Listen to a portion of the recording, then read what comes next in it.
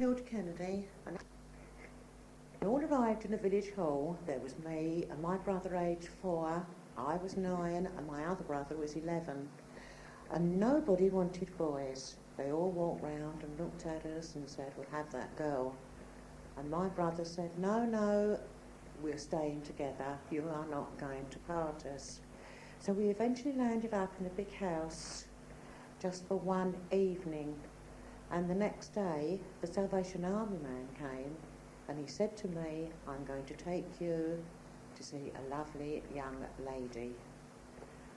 So off we went in a car, and I'd never been in a car before in all my life. So the 3 of us went in the car, went to the Salvation Army hall, and he said, I've got a lovely lady coming for you, Hilda.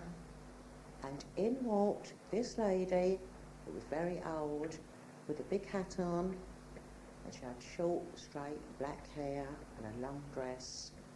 And I was terrified of her. And I hid behind him, and I wouldn't come out. And he said, oh, come along. This is a nice lady.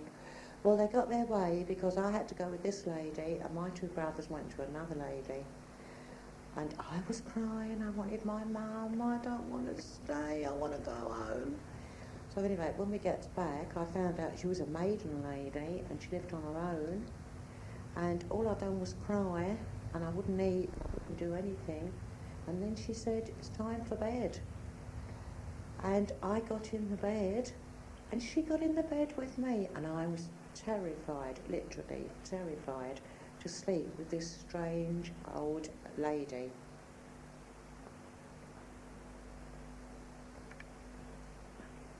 She was a very strange lady, because I didn't think of it at the time, but I do now. And she'd lived on her own all these years, with Mum and Dad, and they'd died. And there were certain things I wasn't allowed to do. For instance, I wasn't allowed to sit on the settee, because that was her dad's. I wasn't allowed to sit on one of the armchairs, because that's where her mum used to sit.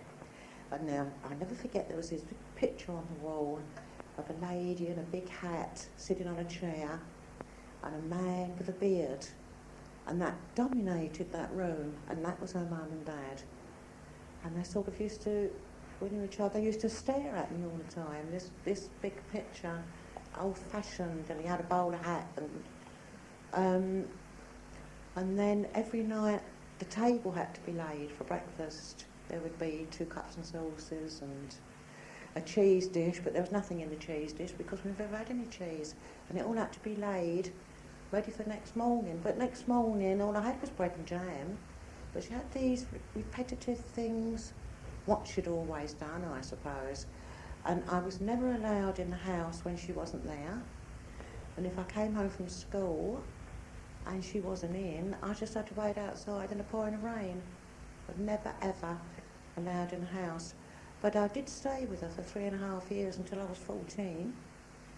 But looking back, it was a very strange experience living with her.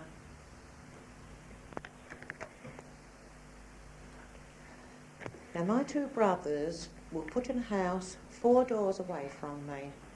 And my brother, who was 4, Ronnie, used to stand outside my gate and cry, Hilda!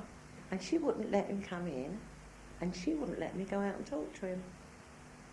And he used to cry, he'd stand there for an hour crying for me, she wouldn't let me go out to him. And I was going to school one morning with my friends, and there was Ronnie standing there. And I said, where are you going? He said, I'm going to school.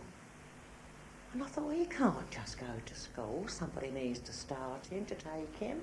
There he was, standing with his gas mask and a man's cap on.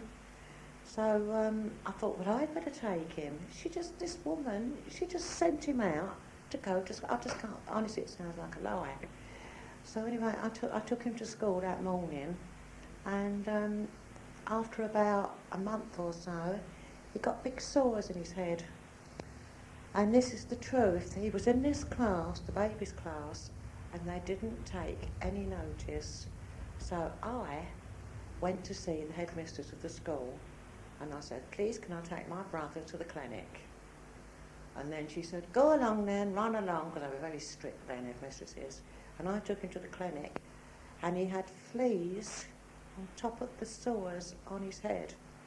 And she showed me, the nurse showed me, she said, look. And she was picking out the fleas from these sores. And nobody didn't seem to do anything about it. And what they'd done, they shaved his head and put big red patches all over the sores.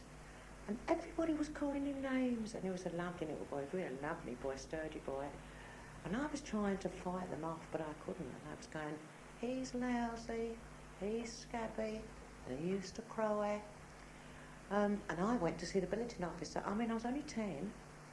And I just went to see the billeting officer, who was called Miss Red Drop, that I was frightened of, actually. And he was put away. And I didn't even say goodbye to him. I come home from school, and my lady said, your brother's been taken away today.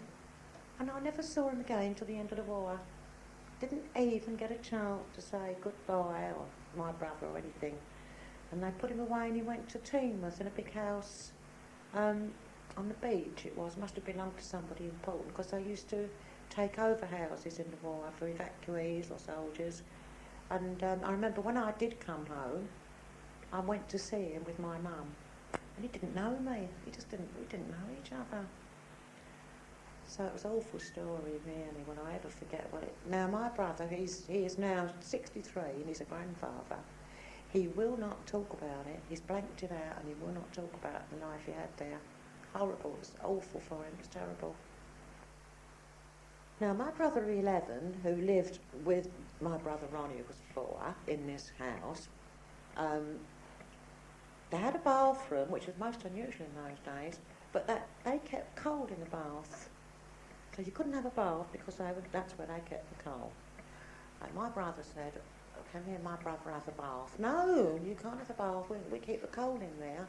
Well, one thing led to another, and my brother, he hated it there, this is the one of 11, and he said to me, I'm going to run away. Are you coming with me? So I said, yes, all right. And then he said, right, I'll meet you after school.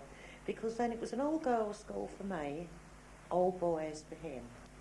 So he met me from school, and off we went, and we started to walk. And I started to cry, because I was always crying, a moaning child I was. And he said, oh, go on, go back if you don't want to come with me. So I did. Now, he got 14 miles, he got to Exeter. And the police picked him up, and they put him in the workhouse. There was all mental people in there. Well, I never knew. I didn't know. Nobody told me where he'd gone, what happened. And he escaped. He jumped over the wall, and he come round to see me where I lived, and he was crying.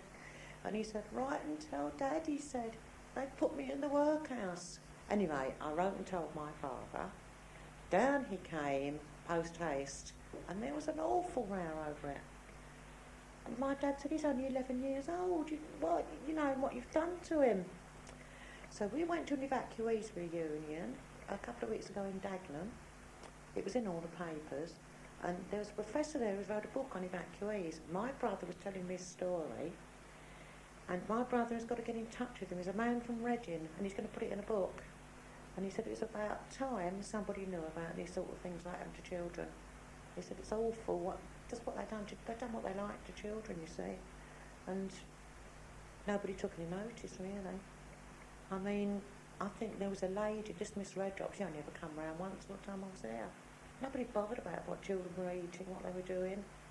They could just do what they wanted with children, full stop. Nobody. When I used to wet the bed, so obviously I didn't because it was a lovely bed when I slept in. It was a big satin eiderdown with all big patterns, and her washing was snow white. I suppose different water. The bed was so lovely, you didn't like to disturb it. So when I wet it, I didn't until I went to school. And she was going to get rid of me over it, but they persuaded her to let me stay.